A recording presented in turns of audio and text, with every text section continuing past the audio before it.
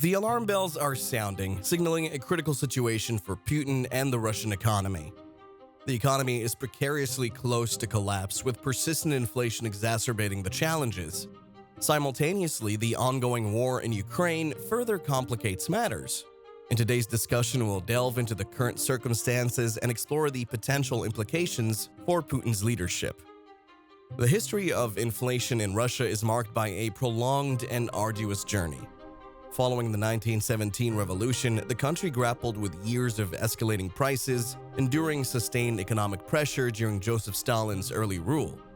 Subsequent challenges arose with the dissolution of the Soviet Union, the global financial crisis of 2007 to 2009, and Vladimir Putin's first invasion of Ukraine in 2014. Fast forward to the present, with the war in Ukraine approaching its second anniversary, and Russian inflation is once again on the rise, even as global inflationary pressures ease. In November, Russia's year-on-year inflation reached 7.5%, up from the previous month's 6.7%. While the central bank initially addressed a surge in inflation following the 2022 invasion of Ukraine, current concerns linger about maintaining control. In a surprising move, officials raised interest rates by 2 percentage points in the latest meeting, doubling the anticipated increase. Unlike the currency-driven inflation of 2022, the current scenario sees a lesser role for currency fluctuations.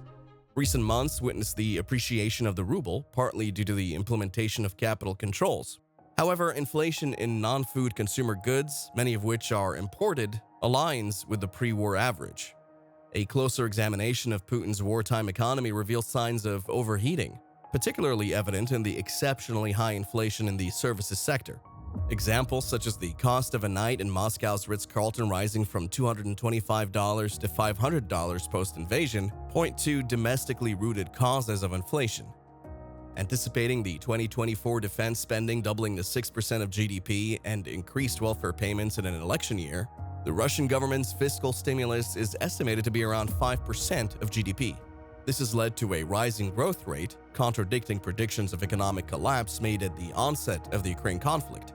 However, the challenge lies in the Russian economy's incapacity to sustain such growth, given a shrinking supply side since 2022. With the exodus of highly educated workers and a substantial withdrawal of foreign investment, demand is outstripping reduced supply, resulting in increased prices for raw materials, capital, and labor. Despite unemployment being at a historic low of less than 3%, workers are emboldened to demand higher wages, leading to a 15% year-on-year growth in nominal pay. Companies are then passing on these increased costs to consumers. While higher interest rates and potential improvements in the ruble through an oil price recovery and additional capital controls could mitigate inflation, these efforts face opposition from Putin's commitment to victory in Ukraine. With significant financial resources at his disposal, Putin has the potential to escalate spending further, hinting at the possibility of even faster inflation. Speaking more about inflation, the Russian economy seems to be on a hot track. Russia is grappling with a significant challenge known as supply-side-driven inflation. Inflation, whether caused by excessive money printing or insufficient goods, results in the same dilemma: too much money chasing too few goods. Due to the sanctions imposed on Russia since the onset of the war, there is a severe scarcity of goods in the country. To counter this, Russia had to resort to raising interest rates, reaching as high as 20%. Although the current interest rate stands at 15%, which is still remarkably elevated, they've somewhat stabilized the Russian ruble. However, the inflation issue remains far from resolved.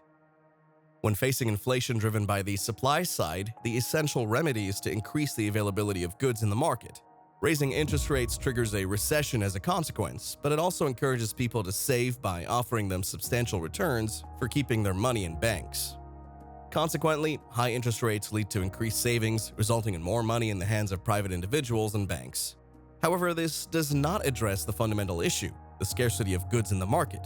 It essentially defers the problem because, eventually, the accumulated money from savings will be spent, and there won't be enough goods to meet the demand. Russia faces challenges in creating enough goods for several reasons. Firstly, it is subjected to sanctions, limiting its ability to partner with other nations for raw materials and electronic goods, particularly from the European Union and the United States. Secondly, there is a significant outflow of capital and human capital, with many skilled individuals and business professionals leaving the country. These individuals, crucial for generating businesses and GDP, contribute to the scarcity.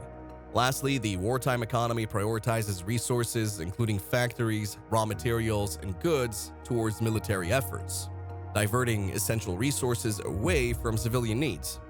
The combination of these factors poses a complex and formidable obstacle to Russia's economic stability. On top of that, Russia needs to print a lot of money to pay for the war because they can't borrow from anyone. No one wants to lend them money. This printing money situation makes things worse by adding more money into the system. Russia has a big problem. Not enough goods are coming in, and there's a shortage of foreign currency.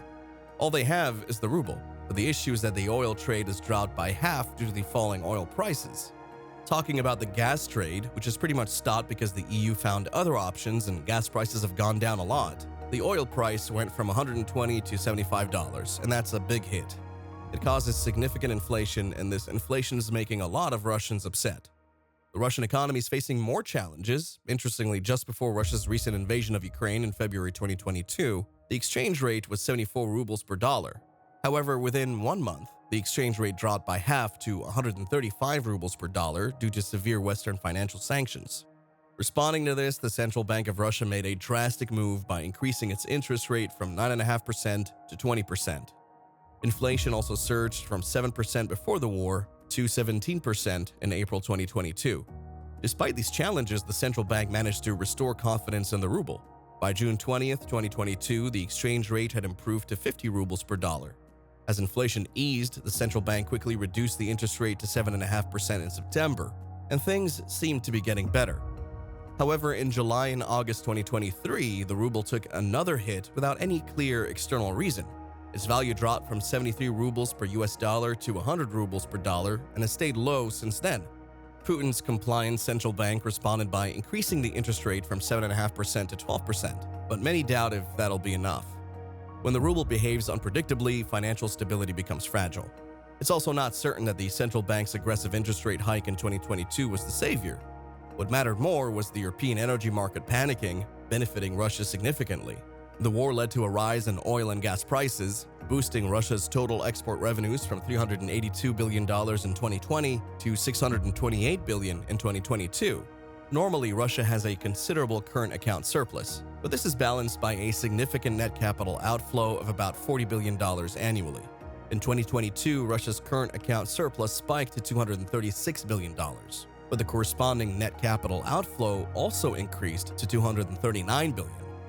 In the first half of this year, the Russian central bank estimated the current account surplus at only $23 billion and the net capital outflow at $27 billion. In short, the Russian economy is teetering on the brink of collapse, facing multiple challenges. The country's invasion of Ukraine triggered severe Western financial sanctions, causing a drastic drop in the ruble's value. The central bank's attempts to stabilize the situation through aggressive interest rate hikes in 2022 and subsequent adjustments have yielded mixed results. The ruble's recent plunge in 2023, without a clear external cause, raises concerns about financial stability. Putin's reliance on the central bank's interest rate adjustments might not be sufficient to address the deeper economic issues. The unpredictable behavior of the ruble, coupled with its fragile financial stability, poses a serious threat. The oil and gas market, which once buoyed Russia's economy, is now facing challenges, and the European energy market's panic played a significant role in the past recovery. The war-induced rise in oil and gas prices has not been enough to offset the potential fallout. So, what are your thoughts? If you like the video, subscribe to the channel, and do watch our next video on the European economy.